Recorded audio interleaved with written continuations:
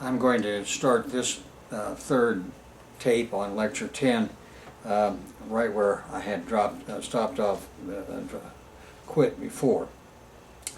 The last comment I wanted to make on that I was making before was there was a long tradition within the Bolshevik Party of treating cosmetic changes as if they were more than cosmetic, as if they were really real.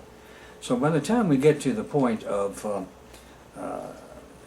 trying to understand why the Soviet leaders had gotten locked into this idea that there are no classes and no class struggle therefore in the Soviet Union, for them it wasn't such a big step. An outside observer would say, well, that doesn't really make any sense because there are obviously classes there and there's obviously some struggle going on among them. But if you were of the modern revisionist sort and you didn't have a very scientific idea of what constitutes what you're trying to do, and have gotten used to the idea of, well, if we say that if we say this is true, then it is true, it's easier to understand why they didn't see their own fatal error, and which was believing that because they said that there was no classes and no class struggle, that there wasn't, and they wouldn't have to deal with it. Okay, let's go on now to the second 36 years of Soviet power. That goes from 1953 to 1989, 36 critical years. And we're going to review a little bit of what we've gone over before, not too much. What we have now that's going to happen in the post-1953 period is that this mildly predacious form of capitalism, which so far has not been too difficult to control, begins to grow from 1953 to 1975, when the second economy actually takes over. Something that's kind of interesting to take a look at this same period of time is that all of this uproar that was going on within the Soviet Party was kind of drowned out by what was happening in the United States as far as North American observers were concerned. We have JFK killed for essentially in order to get the U.S. into the Vietnam War. This was the big shot that had to be reversed only a few years later. Kennedy was assassinated in '73, and then in '83 we've got quite a different kind of situation existing in the United States, and we have eventually going to have Richard Nixon pulled out of office in order to get the U.S. out of the Vietnam War.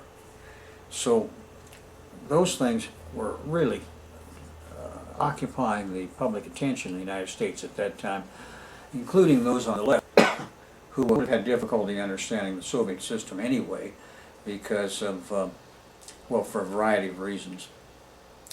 So what I wanted to get to next here is this, when Gorbachev was on his way up, he got into a position where he could shake down both Thatcher and Reagan for cash. It was Reagan's successful backing of the Russian mafia ploy via his pressuring of Soviet finances in ways we just discussed in the previous tape. The Gorbachev in London met with Margaret Thatcher in December 1984, and this is before he became head of the Soviet Party. He was on his way up, and he made some kind of pitch to Mrs. Thatcher.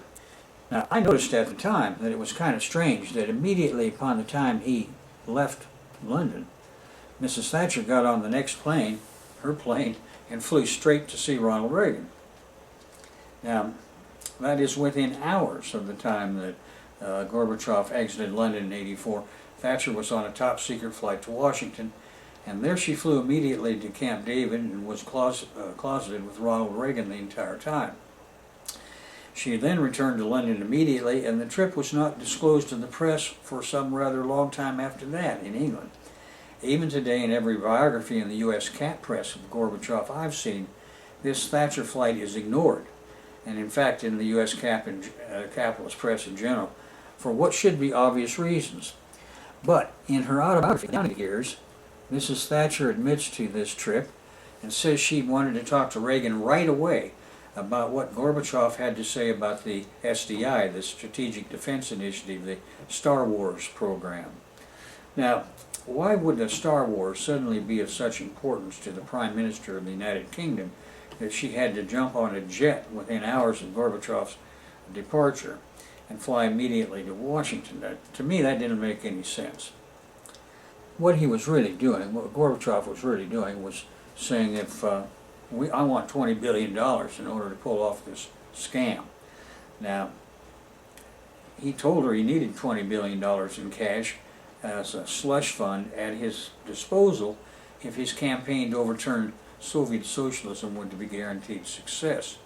I think that's exactly what happened. Now, she didn't have the money. England doesn't have that kind of money laying around, but she knew where to get it, so she got on the plane and went to see Ronald Reagan. And the Republicans were famous over slush funds by this time, so she knew that one way or another Reagan could get his hands on $20 billion. So that was the way that was progressing.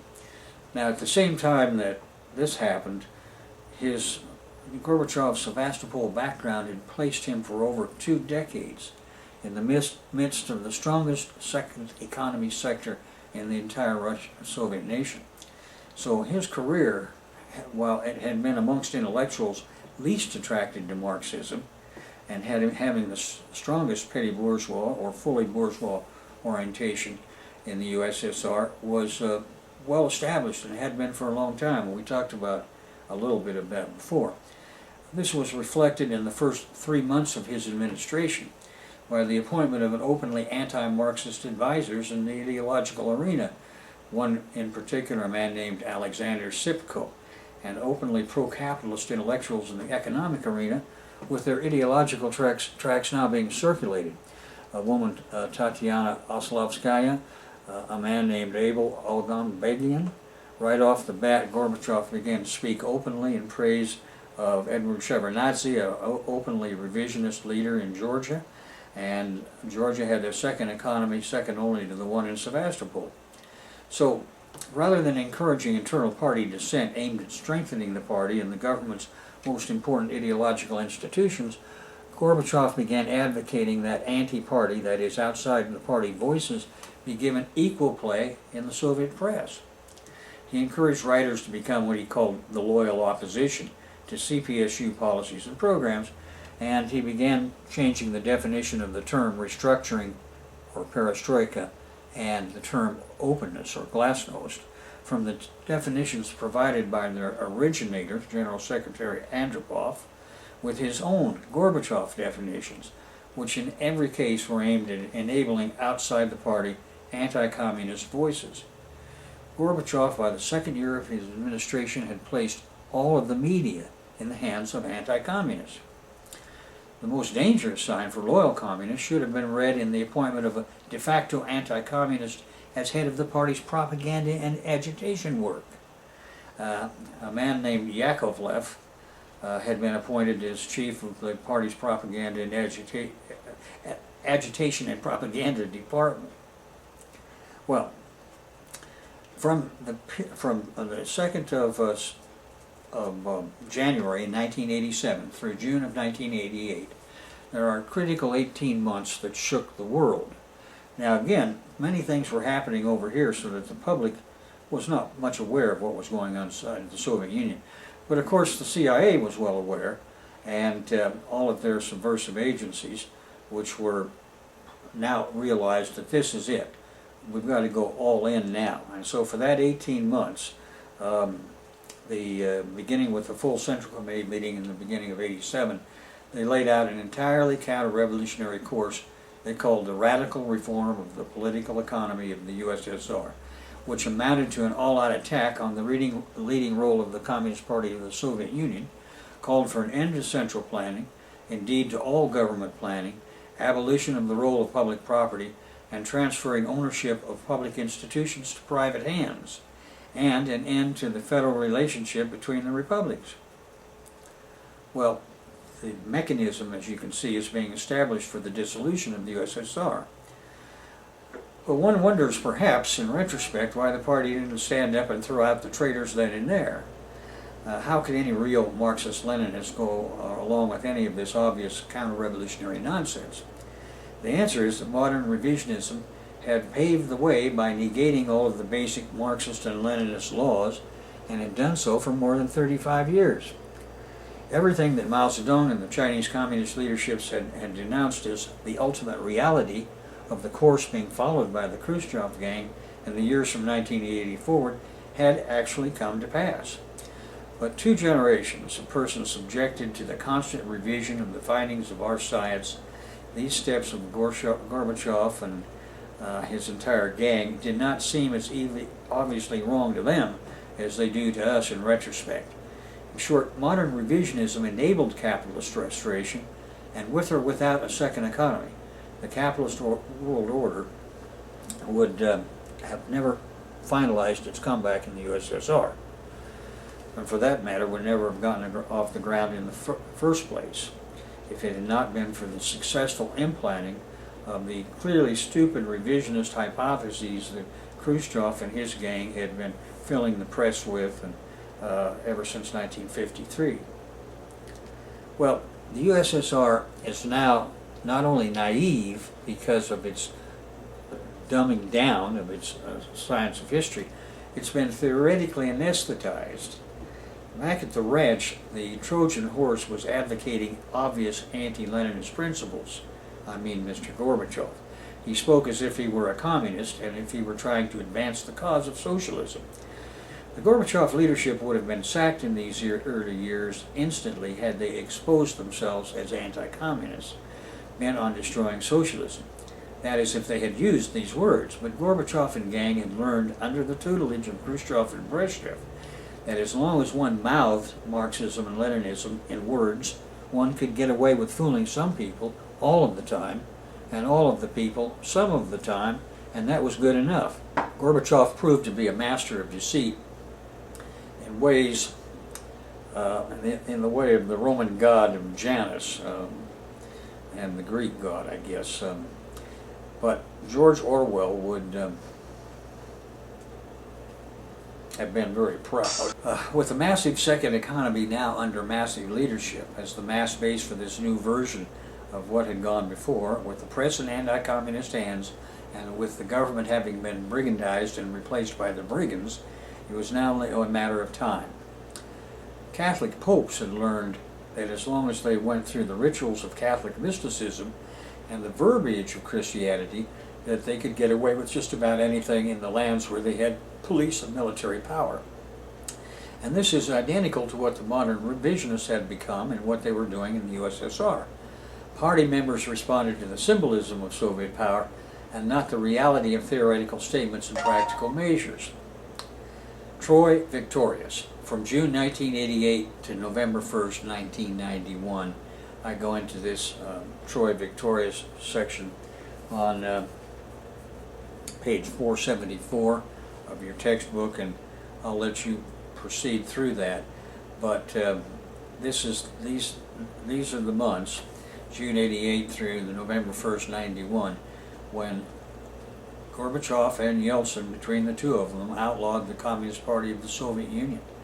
And as you can see, that's pretty much the end of it. It happened this way. On January 1st, 1987, the Gorbachev gang began dismantling the nomenklatura system.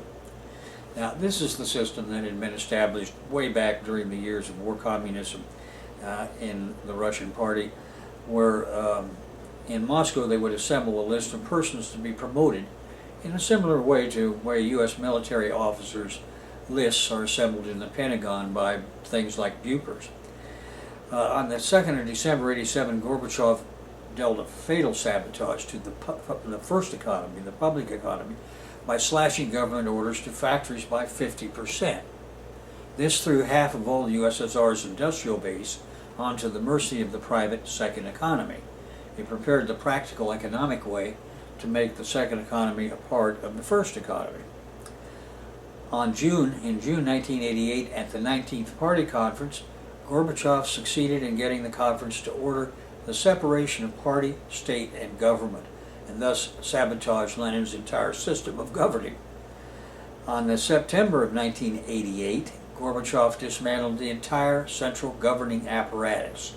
So he abolished 1,064 federal departments, 465 divisions within the Union republics. He wiped out 44% of party, government, and state departments at the federal and republic level.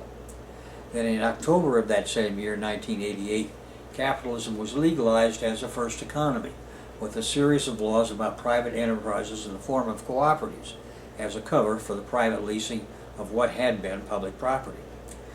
Now, simultaneously with all of this, Gorbachev had begun a series of betrayals of the international communist movement in Afghanistan and then in Namibia.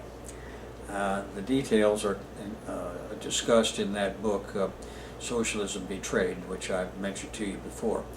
The end result of all of this was success by the Gorbachev gang, but by 1988, the polling, which was constantly going on within the Soviet Union, showed that Gorbachev's personal and public popularity had gone down to close to the floor.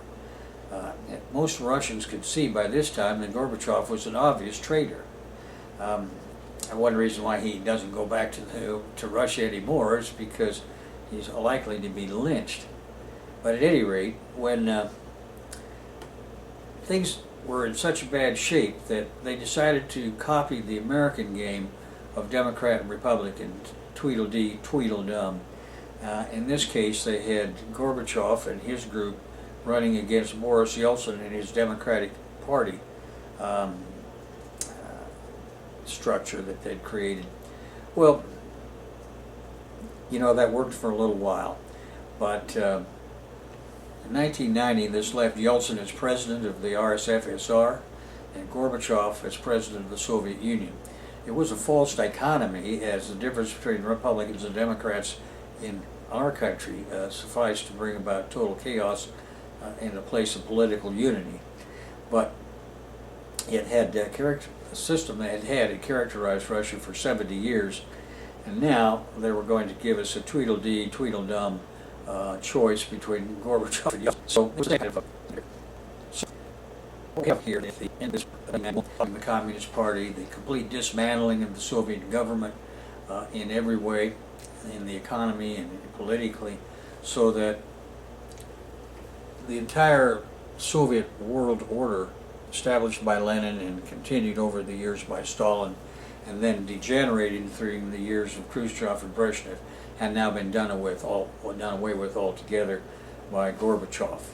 And his base was this mafia the ones that pulled the trigger was this mafia organization out of southern Russia that bordered on Georgia, and the larger class base for it was what had been created first out of the technocracy of the Soviet system, and then out of the fact that huge numbers of regular Russian citizens were getting the majority of their income from the second economy rather than their first economy jobs. And that brings us to a conclusion to this business about the collapse of the Soviet Union. And in Chapter 18, there are three things we deal with. This is the first one, the collapse of the Soviet Union. The second thing we're going to deal with is the collapse of U.S. hegemony over the other capitalist classes of the world. I think we're going to stop right there for now, and we'll pick these other topics up on our next taping session, because I've run out of tapes. And what we're going to head for then is, in fact, just in brief, collapse of the Soviet Union is one thing. It opened up a tremendous opportunity for the Rockefeller-led U.S. trillionaire oligarchy and their entire culture to dominate the capitalist world for at least another 2 or 3 decades. But they threw it away in a very short period of time because of following this policy, which now is emerging as the new official U.S. ruling class policy. Paul Wolfowitz was the original author, although Mr. Kagan the husband of Mrs. Newland, is the claims that he's the one who should be getting credit, not Wolfowitz. But however that may be, the doctrine that they both espouse is that the U.S. has an obligation to rule the world because it's the only honest, democratic, successful country in the world. That's their historical mission. And in order to do this, there are three blocks to their ruling the world. The Soviet, or Russia, as it's now exists in its post-Soviet period, China, and Iran. So initially they decide to overthrow the government in Iraq, go in and take control of that situation, where control of that oil will also be a blow against Europe and a blow against whatever the Russians may be able to put against them over there. And that they screw up so badly that by 2004 it's pretty obvious that they have thrown away their hegemony over the capitalist world. When I say pretty obvious, I mean to an outside objective observer. The fact that it's not obvious to them is the saddest of the whole thing, that they've come to believe in this Wolfowitz-Kagan doctrine, and they don't really realize that what they've done in Iraq is to alienate the entire Muslim world. So, and in the process of doing that, they have also alienated their European allies. But the problem is that they so heavily dominate the European economy that the European allies are forced to go along with them in a variety of doomed military adventures in Yugoslavia, for example. And I'm not going to get into all of that, but we will talk about the collapse of U.S. hegemony in the next lecture, and right after that, the collapse of global capitalism. At the end of 2008, you will recall that the bankers in New York had gone to the top political leaders in this country, and told them, we've got to have $1 trillion in the next 12 hours or the whole economy is going to collapse. So, and of course, it was not going to be enough to save the global capitalist system, and it went into an immediate collapse because it was so dependent upon a U.S. dollar that was now going to, as we've seen after 2008, gradually deteriorate in terms of its value because of the massive money printing that was going on, and the U.S. was only allowed to maintain a position of having its currency as a world reserve currency because the price of oil was still stuck in dollars. And that in itself would have to come to an end. The Russians, Chinese, and the Iranians, for example, are all making deals in their own currency and in oil. So we'll talk about those things as the end of this particular lecture.